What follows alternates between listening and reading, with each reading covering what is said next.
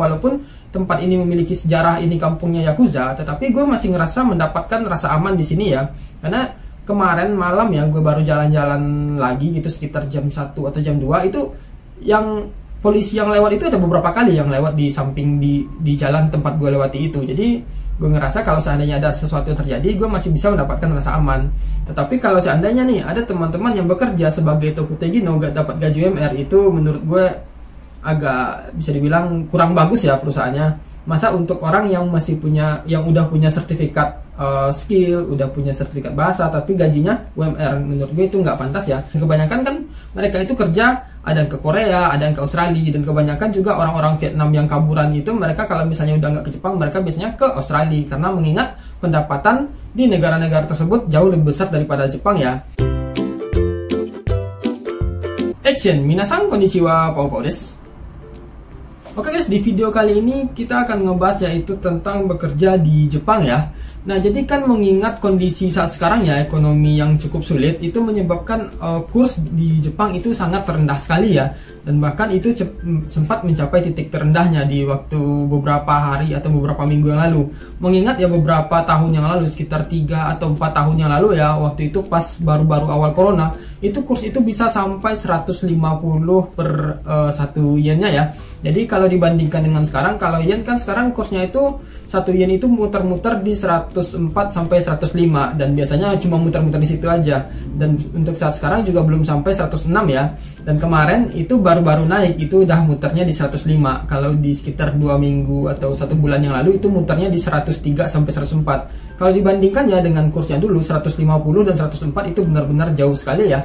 Kalau misalnya kita bandingkan nih, kita ngirim uang 1 mang, itu ruginya udah banyak loh kalau misalnya kursnya di 150 seperti itu. Nah, tetapi ya mungkin ada juga nih pertanyaan dari teman-teman kita, Bang, apakah masih worth it kerja di Jepang, atau mungkin lebih worth it kerja di tempat lain, misalnya seperti di Australia atau di Jerman, di negara Eropa lainnya, atau misalnya di Kanada seperti itu ya. Nah, sebenarnya gue sendiri ya waktu itu ya memang sempat mikir ya, apalagi waktu gue dapat tamu dari orang Kanada ya waktu itu di restoran. Nah, waktu itu gue nggak tahu gitu kan mereka dari mana. Gue tanya, kamu dari mana? Kami dari Kanada seperti gitu kan. Terus gue bilang, bagaimana sih di Kanada dan seperti apa sih di Kanada? Gue tanya seperti itu kan. Nah, dari cerita mereka itu gue ngerasa, wah, Kanada ini bagus sekali ya untuk tempat kerja. Bahkan orang yang dari Kanada pun bisa liburan ke Jepang. Waktu itu mereka udah libur di masa minggu ketiga. Bayangin deh kalau untuk tinggal di Jepang ya, tinggal 1 minggu aja itu udah ngeluarin banyak uang gitu kan, apalagi minggu ketiga, belum lagi hotel yang sekarang udah cukup mahal gitu kan, karena banyaknya turis yang datang ke Jepang. Nah, di sini gue akan coba memberikan sedikit pendapat gue ya tentang apakah seberapa worth it sih kerja di Jepang, apakah masih worth it atau enggak, atau mungkin teman-teman sebaiknya pilih kerja ke negara lain aja. Nah, maka dari itu buat teman-teman yang pengen tahu, silahkan nonton video ini sampai habis.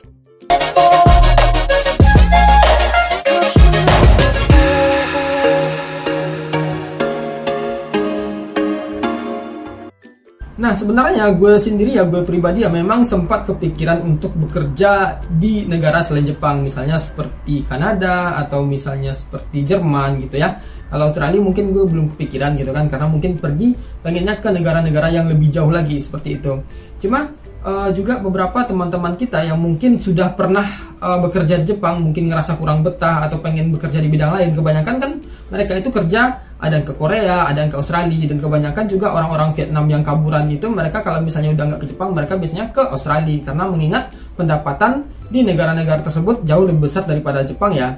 Nah, jadi kalau menurut gue pribadi ya, kalau seandainya nih teman-teman nanya, Bang, apakah masih worth it kerja di Jepang? Kalau gue pribadi ya, gue pribadi jawab itu masih worth it. Kenapa? Karena kalau kita lihat ya, untuk pendapatan di Jepang walaupun kursnya rendah, itu masih cocok ya untuk kerja Jepang. Mungkin kalau teman-teman yang kerja Jepang, kalau misalnya nggak ada kebutuhan yang lebih besar ya untuk akan hal-hal yang lain, itu teman-teman bisa mengirim ke Indonesia sekitar, masih bisa lah ngirim 10 mang atau sekitar 10 jutaan ya dengan kurs rendah saat ini. Dan itu masih lumayan ya ketimbang teman-teman itu tetap bekerja di Indonesia dengan pengetahuan dan pengalaman teman-teman yang mungkin kurang banyak ya. Gue rasa untuk dapat 10 juta 1 bulan di Indonesia itu cukup sulit ya. Belum lagi ya dengan keadaan yang saat sekarang ini mungkin cari kerja susah di Indonesia. Gue rasa ke Jepang itu juga merupakan satu pilihan yang bagus. Dan juga ya di Jepang itu banyak sekali lowongan pekerjaan ya. Kalau kita lihat misalnya di grup-grup forum job Jepang ya banyak sekali ya agen-agen atau TSK itu yang melampirkan banyak sekali lowongan pekerjaan. Jadi kita sebenarnya bisa milih gitu mau bekerja di bidang apa, asalkan kita memenuhi persyaratan dan kualifikasi untuk bekerja di bidang tersebut, seperti itu. Dan juga ya kalau seandainya teman-teman hidup di Jepang, kalau misalnya nih teman-teman mungkin akan mencoba sedikit lebih hemat dalam menjalani kehidupan, mungkin nggak terlalu berfoya-foya, nggak sering makan di luar, nggak beli barang-barang mahal.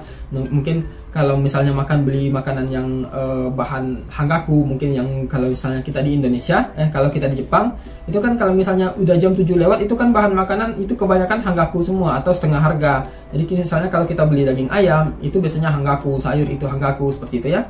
Kalau misalnya teman-teman itu hidup hemat di Jepang, itu teman-teman mungkin jauh bisa mengirim uang jauh lebih besar ke Indonesia, mungkin bisa sekitar 13 atau 15, apalagi kalau seandainya pekerjaan teman-teman itu banyak zanggyo ya. Nah jadi sebenarnya ya untuk gaji di Jepang ini sendiri pun menurut gue termasuk relatif ya. Kalau seandainya banyak lembur ya gajinya juga banyak, seperti itu.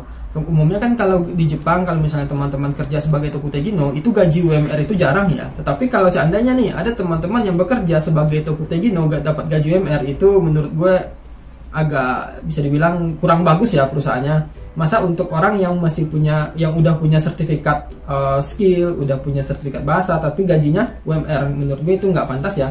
Tetapi umumnya untuk pemegang tokutegino, jangankan tokutegino ya, gini Jisusei aja biasanya gajinya di atas UMR. Nah, jadi kalau misalnya teman-teman itu sering masuk untuk gaji yang per jam, sering lembur, itu kemungkinan pendapatan teman-teman juga akan semakin banyak, seperti itu ya.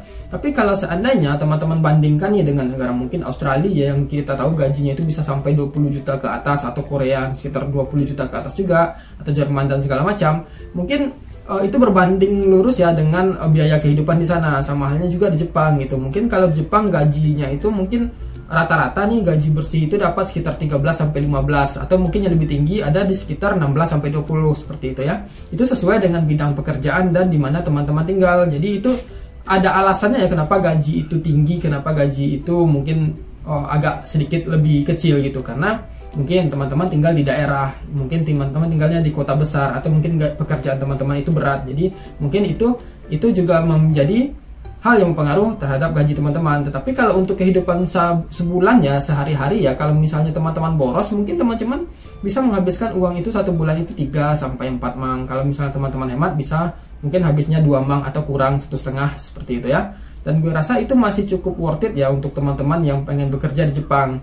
Mengingat juga walaupun kursnya seperti ini ya, minimal teman-teman itu masih bisa mengirim uang 10 juta sebulan kalau seandainya teman-teman itu hemat-hemat ya di Jepang gitu ya, dengan gaji pokok teman-teman. Belum lagi nanti lembur yang bisa menutupi kebutuhan teman-teman sehari-hari, seperti itu ya. Dan satu lagi ya, menurut gue pribadi nih, yang enaknya mungkin ya, sesuatu yang bikin gue ingin stay di Jepang itu adalah yang pertama, itu yang paling gue rasakan itu adalah mendapatkan rasa aman ya.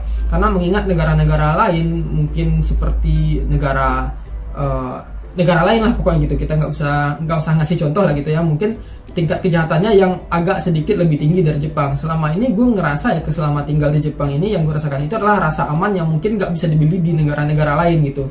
Dan mungkin rasa aman itulah yang mungkin harus dibayar dengan gaji yang nggak setinggi di negara-negara yang lain, seperti itu. Bahkan biasanya kalau gue di sini ya, biasanya sekitar malam itu jam 1 atau jam 2 itu gue masih jalan-jalan ya di sekitar sini, dan itu orang masih rame dan polisi juga patroli, dan itu angka kejahatannya bahkan gue nggak lihat ya ada kejahatan di daerah tempat gue tinggal ini ya, karena gue tinggalnya di Fukuoka, di Kitakyushu, tepatnya di Kokura. Walaupun tempat ini memiliki sejarah, ini kampungnya Yakuza, tetapi gue masih ngerasa mendapatkan rasa aman di sini ya.